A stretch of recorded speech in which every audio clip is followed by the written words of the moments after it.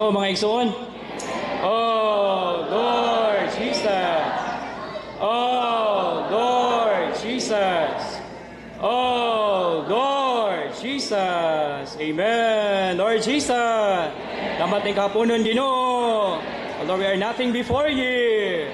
Oh, Lord, we need you. Lord, we want your supply. Oh, Lord Jesus. Amen. Hallelujah.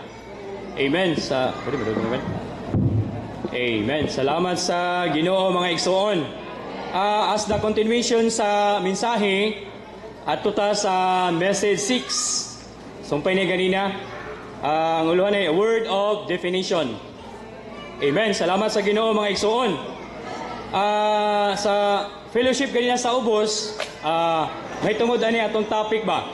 Isa nga towards Satan. May tungod gani kalabot ni Satanas, we should not stand as a man. Sa side sa Ginoo lahi.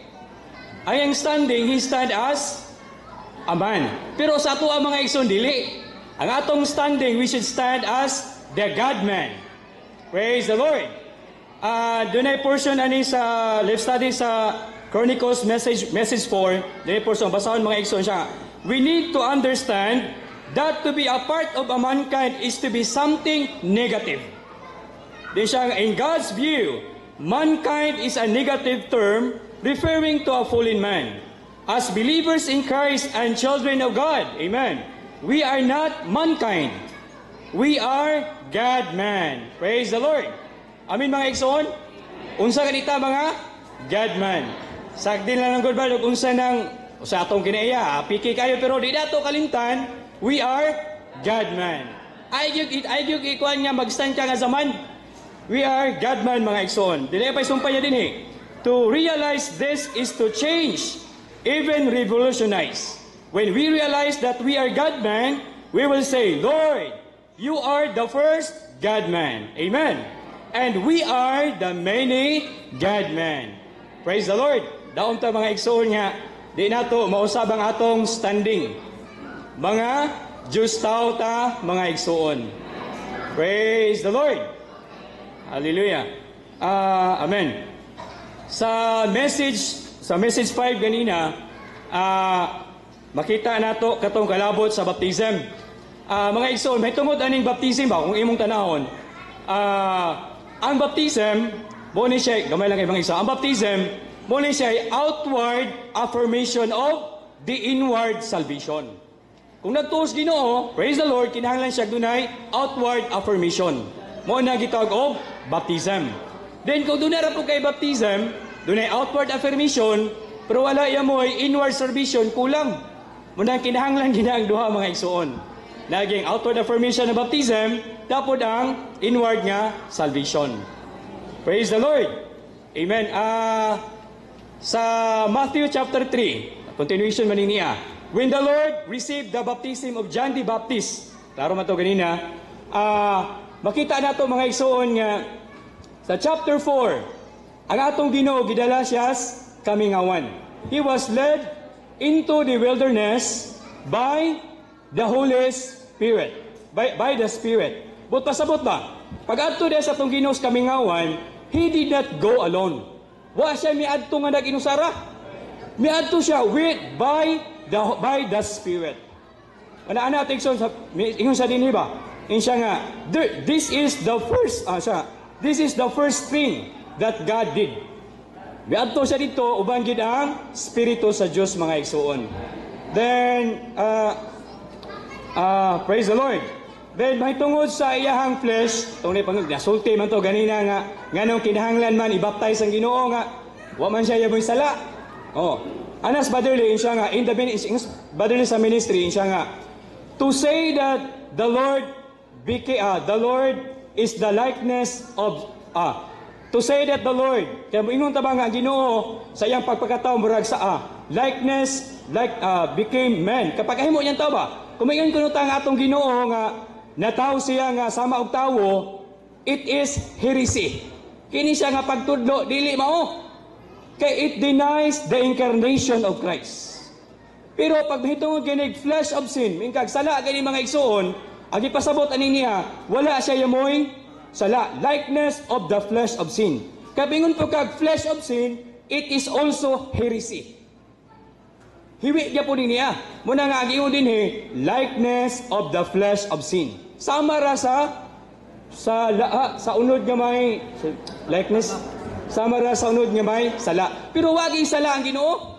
Ngano nagpabaptize ang Ginoo mga igsoon, nagingon din insya nga it is to realize that He was man in the flesh. Mao din niya ang mga igsoon. The Lord was baptized by John the Baptist that He realized that He was man in the flesh. Tao man siya sa umunangay, nagpabaptize sa mga igsoon. Then, naisumpay din siya nga, in God's eyes, sa mata din sa Diyos, ang atong unod, mga igsoon ang atong unod siya, it is altogether condemned, rejected by God. Ang unod na to, mga igsoon, gihukman gireject niya sa Diyos. Mabito lang sa Romans 8 sa Romans chapter 8, verse 8, siya nga, the flesh cannot please God. Ang atong unod, di makapahimuot sa Diyos. Muna ang sa ito igsoon diri nga, our flesh, ang atong unod, it is good for only, and it is worthy for death and burial. Nakadungdong ka kining sa life study sa 2 Corinthians chapter 4 ba? Insya nga, our God, ang atong Diyos, He does not want us to prolong, to care our natural man or our flesh. Dili buot sa Diyos nga iyang ampingan, iyang ayom-ayumo ng atong unod. Nga naman, it is already condemned and rejected by God. Isya, kung ato kunong tagdo ng atong unod mga igsoon, kung tagdo na to ba, i-care atong unod, it is contrary to God's economy. Muna ang atong unod siya, unsay paingna sa atong unod, more gid ang i-terminate. Absolutely ato i-terminate ang unod mga igsoon, kaya is nothing in the eyes of God mga igsoon. Amen mga igsoon? Yung din nga, the first, okay, isa din baptism, to declare to the universe that He did not depend at all upon the flesh for God's ministry. Sa pagpangalagad sa atong Ginoo, wa gid siya gasalig sa iyang unod. Gani lamang iya kining gitapos mga igsoon, mutuntuhang ang intrinsic significance sa baptismo dito yung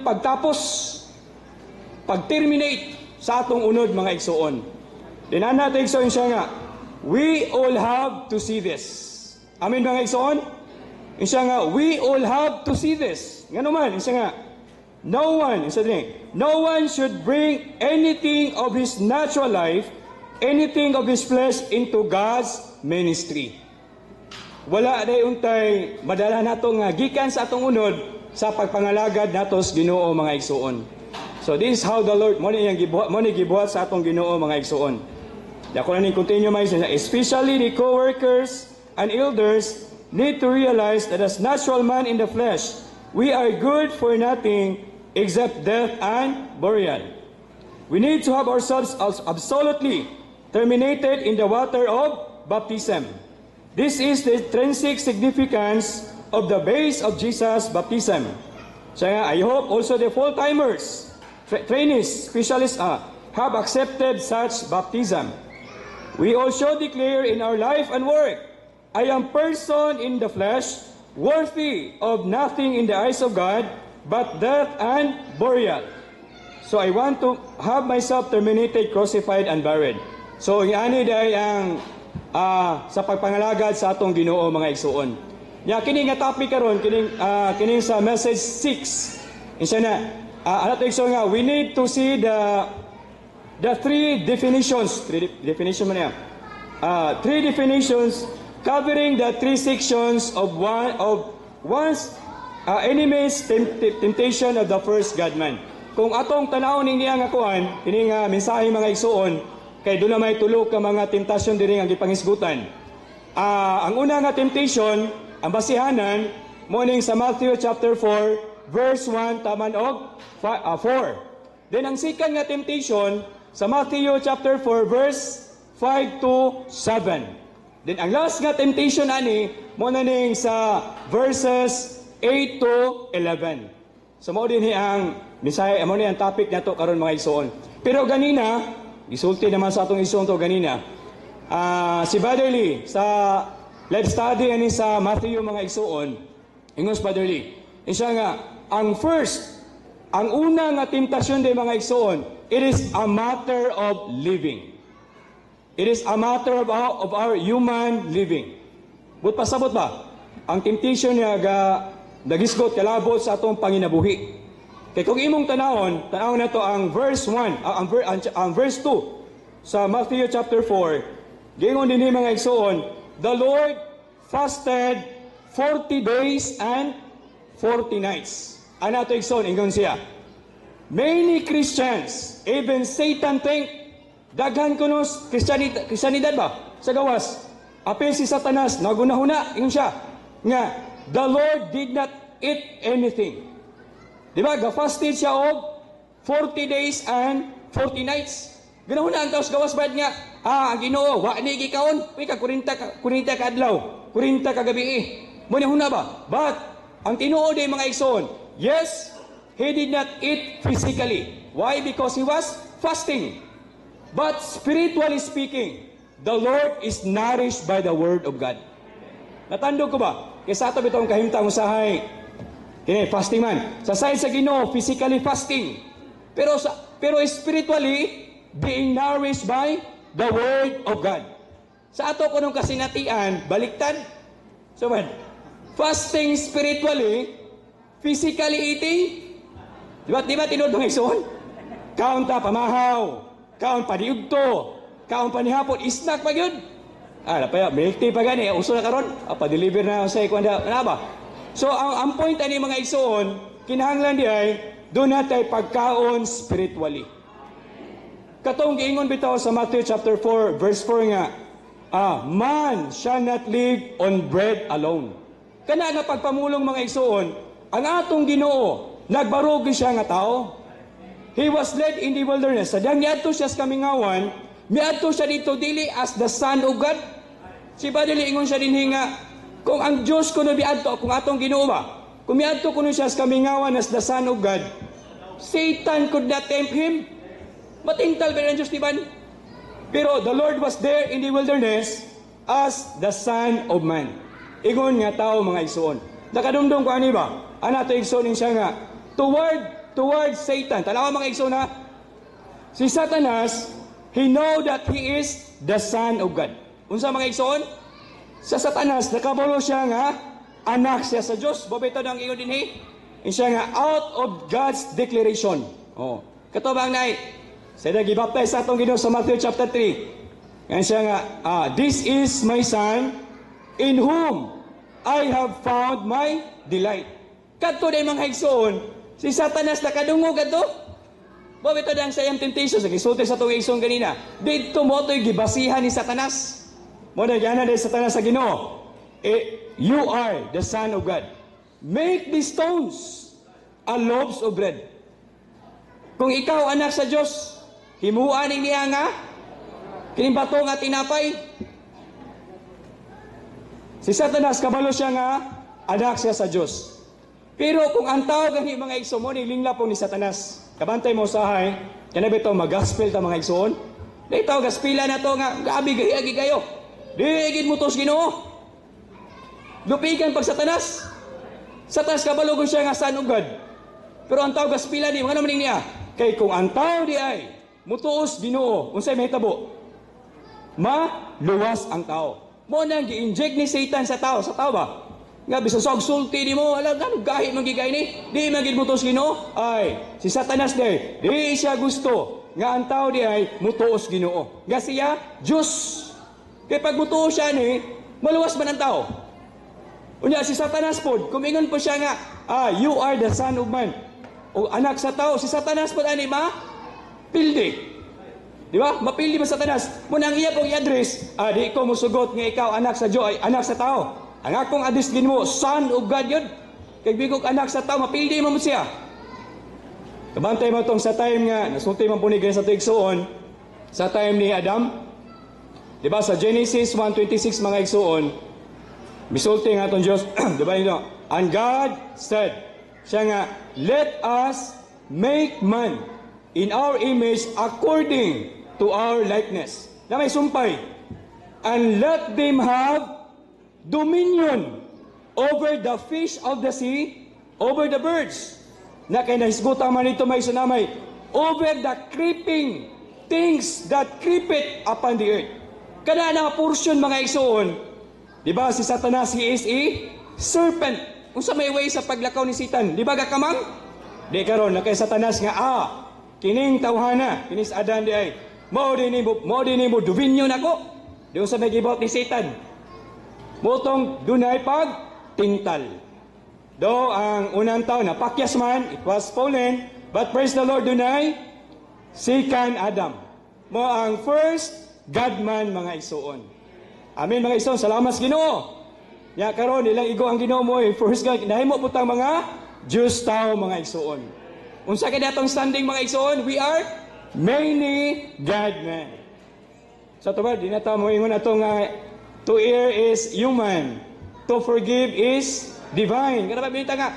Sa mo ni Brad na sipiat mangitani kay tao ra man gud ta. Ya kana di pagkasultihan mga igsoon. It is kalag insulto siya sa side sa Dios. Tanawa ra gud mga igsoon mainsulto ang Dios. Ang Dios biya nagpakatao. Biagi kahikayan gitubos ta niya, gipaambitan ta siyang kinabuhi. Unya pag human mi nga saon man gid soon nga tao ra man gyud. Oh Lord Jesus. Na-insulto na ito muna mga igsoon. Di na ito kalimtan. We are God man mga igsoon. Atong basahon ang outline mga igsoon. Tudunganan ang Roman numeral 3. The devil's first strategy in tempting the first God man to ignore his human status of being a man. Amen.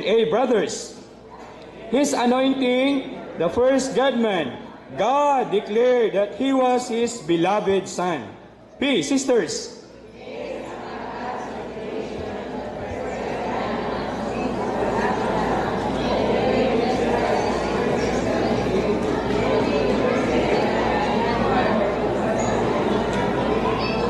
Amen. See, brothers.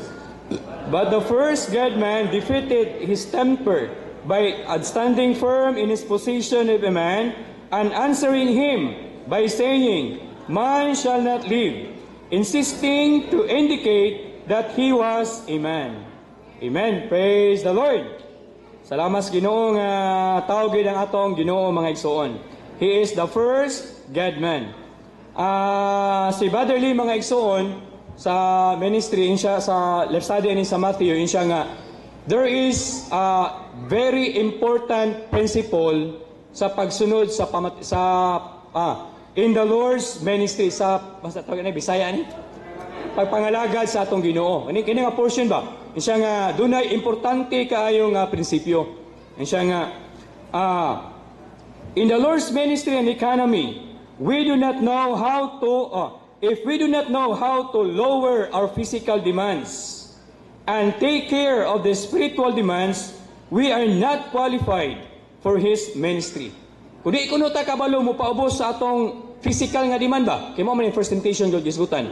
Then binato matagad ang spiritual nga demand siya nga. We are not qualified for the Lord's ministry. Then ipasumpay yung siya nga, in order to be qualified in the Lord's ministry, we must be tested. We must lay down our physical requirements.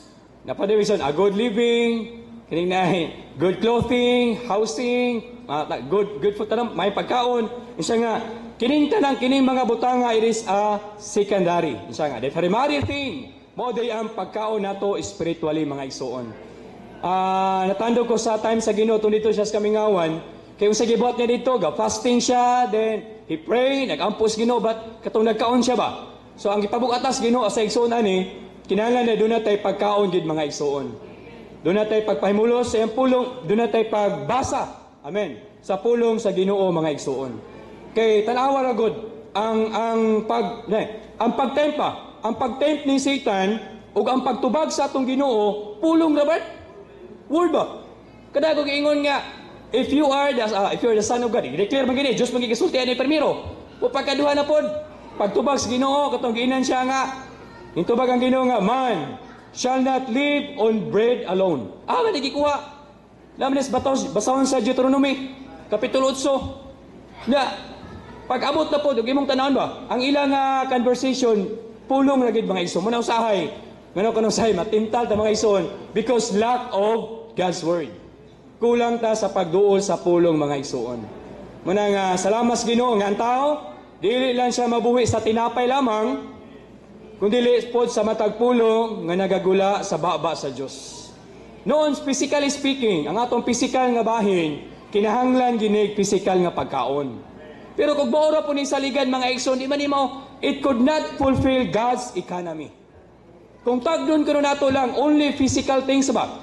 Material ako ni tagdon nato, dili siya makatuman sa pamatigayon sa Dios.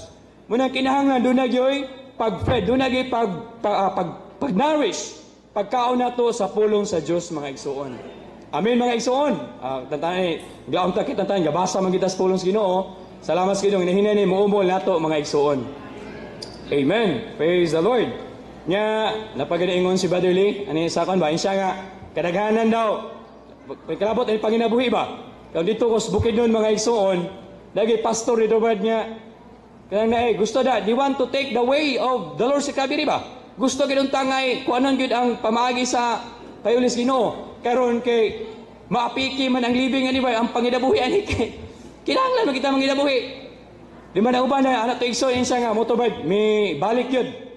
Mi balik sa asa gikan tungod sa panginabuhi. Oh. Muna nga salamat sa Ginoo kita daw mga igsoon kita daw tanan Satan knows our weakness. Kabalo siya sa atong kaluyahon. Particularly sa mga material nga bentahan kabalo siya. Muna nga, kinahanglan doon na detay pulong nga maumol nato mga igsoon. But pasabot, ang atong standing, ang atong kusog, nagikan gid siya sa pulong gid sa Dios mga igsoon. Amen. Praise the Lord. Then si Badali ingon siya nga, sa garaan daw, ang mga igsoon ko ng mga lalaki, sa kamadali ni mga igsoon na, kuduna kuno iluwan ba, nga mulagad sa Ginoo. Ang una gi kuno nga ang una gi kuno mo babag ka bang dili mo di ba willing insya nga the wives ang mga asawa daw kaya mga asawa kuno they were concerned of security of their living kada bang ay gusto gid nga maayo gid ato panginabuhi pagkaon gamit balay plaster yun insya nga abo ko kuno kalangan ba kay sana gaki gyud ako di ba pero sa time ni Brother Lee mga igsoon natandog ko ba sa 1933 sa panahon ni Brother Lee, when Brother Lee was burdened, kada bang doon na siya iluwan, nga mo alagas Ginoo, than to leave his job, kada bang iyang biyaan na iyang trabaho. Kabalo kung sa initabo mga igsoon, yana to iyang in-laws, kada bang iyang, di ba igsoon siya asawa ba? May siya nga, why you leave this work, this job? Others want to have this job. Ang uban ganahan ani, you have the excellent way of living. Pero ikaw undangan nimo. Na karon kasi ba kay burden magid nga mo alagad. Praise the Lord. Wa siya mapugan mga igsoon unsa ibot ato yang in-laws. Day one time nga iyang ipadala to iyang bata kay susihon ko unsa gipangkaon sa igsoon ba. Daba ka ni gikaon niya unsa kaning niya. Pero salamat sa Ginoo giprovidean po sa Ginoo mga igsoon. So sa ato kunong kasinatian many times do na kunoy pagtempa. If the Lord was tested, kung atong Ginoo gitistingan, how about us? Unsa po kuno ta? Testingan po ta mga igsoon. Mabitan ang usahay. Na igsoon mo testimony nga. Unsa ba ni galisod biduol mas Ginoo? Gipayahay. Pagawa na, pagayahay. Dito nalimot na sa Ginoo. Salamat sa Ginoo mga igsoon. Kinahanglan nita nga kinahanglan ta dunay ditay pagpahimulos sa pulong sa Ginoo mga igsoon. Ito basahon ang Roman numeral 4. Amen. Sisters.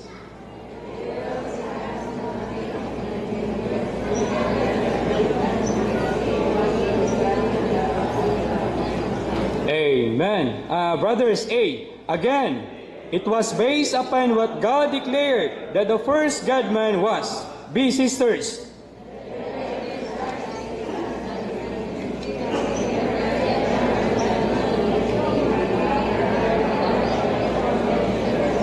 Amen. Praise the Lord. See, brothers, amen. But the first God-man overcame his subtle temper by saying, "You shall not test the Lord your God," indicating strongly that he was a man before God, who should not test Amen. Praise the Lord. Sa second definition mga igsoon, kini nga section, kini nga temptation mga igsoon, ani nga time, ang giingon din is to assume His divinity. Ang pag-assume gyud sa iyahang divinity, pagka-Diyos niya, kada ba? Yahamon po ni gabis, dito ra gyapon atong gi-declare nga gibaptize atong Ginoo. Unsa may gikuan sa man nga test mga igsoon, is to make a show. Kada bang na kuan yun? Oh, make a miracle kana na marabang bitog pan ba inana. Ya ani nga time kana kung nga gidala siya sa naman sa katong sa verse 5 na. He was gidala siya dito sa temple, okay, holy temple, then dito siya patindog dito sa wing of the temple. Inan siya ni Satan. Ambak cast down kana bang ambak. Okay. Aman gikuha ni Satan. Na po din sa Psalms 91. Psalms 91 mo din gikuha na. Tanawa mga iso na. Si Satanas, doon na po'y pulong. Psalms 91 verse 11 to 12. Basagin nyo rin na. Mo din gisulti ni Satan. Ambak ka ikaw. Yan na. Sakgawon ka o kanang naay. Kuanon kas imong mga manulunda. Dili mo. Di maka. Ang imong tail, igid mo abot sa. Di ba mo sangkos bato kay sagawon. Pero unsa may gitubag sa atong Ginoo? Word yapon mga igsoon. Muna kanunay gipakiambi sa atong igsoon nga it is written. Again, it is written. Ang sabi nga, you shall not test the Lord your God. Salamat sa Ginoo mga igsoon. Mo ni gitubag sa atong Ginoo ni Satan, ni Satanas mga igsoon. Muna nga praise the Lord. Ani nga time ba mga igsoon, anak po to igsoon. How many times we are tempted? Kapila kuno kita gitistingan. Sa time pa ni Brother Lee ani mga igsoon siya nga nasa testimony sa iyaba. Doon ako na time nga ang iyang younger nga brother sa iyang kuan nagsakit ba? Then ani nga time gusto siyang moampo brabag nay because iyang manahuna nga ampo nga kuan kay aron pag moampo kang maayo ni di maayo mag-glorify ka kada bang nay miracle gyud. Pero unsa may gikuan Brother Lee wa niya buhata may isa kabalo siya nga it came from Satan's temptation. Usay ko no sa ato ako nung kasinatian mga igsoon, di ko no ang ato ko nung buhaton, dili ko no mo ambak. Ang ato ko nung buhaton, we should walk slowly, step by step. Kada mo daog yun, dili ko no mo ambak. Pero usahay, dako no panahon ba? Nga dunay temptation ba, maabot na panahon. Di ko no ta mo ambak, mula ka tuod, pero mudagan. Mudagan ba? Pag example dako ni pagkon, there's something to do. Kana na bitoy something nga buhaton nimo. Mudagan ka ba? Then ngana ba? Gusto pa ta burta ka nang gusto ta mahimong best runners among others. So ginana ko no ba? So ang ato kanang buhaton mga igsoon hinay. Amen. Hinahinay daw mga igsoon. Yan ay portion din mga igsoon kini niyang sa 2. Ini nga kining second strategy misya nga this kining verse, if you are the son of God, cast yourself down, for it is written to his angels, he shall give charge concerning you, and on their hands they shall bear you up. Monig sulti ni Satan, lest you strike your foot against a stone. This was a temptation enticing Jesus to show that a son of God, he was able to act miraculously. Kini kuno mga miracle nga mga panghitabo mga igsoon, danis mga religion as denomination. Kaya kini nga temptation, una ang living man tunto human living. Kini nga temptation di ay, temptation ni siya sa religion ba? Religious ka ng mga miraculous things nga buhaton nun. Diba? Tanawa mga igsoon gawas. Pag nagani mga miraculong butang ang mga tao, mainganyo na yun. Yang ato araw mga igsoon, we are not aftering sa power, but we walk by life. Dili kuno sa gahom atong gi-after, kundi magid ang paggawi sa kinabuhi mga igsoon. Amen. Praise the Lord. Hallelujah. Amen. Oh Lord Jesus. Amen. Atong basahon ang sa 3 mga igsoon. Amen. Sa sa 5. Amen. Brothers. Amen. Napaday sa D. God in His eternal economy wanted to have a man as one of His creatures to deal with his enemy Satan.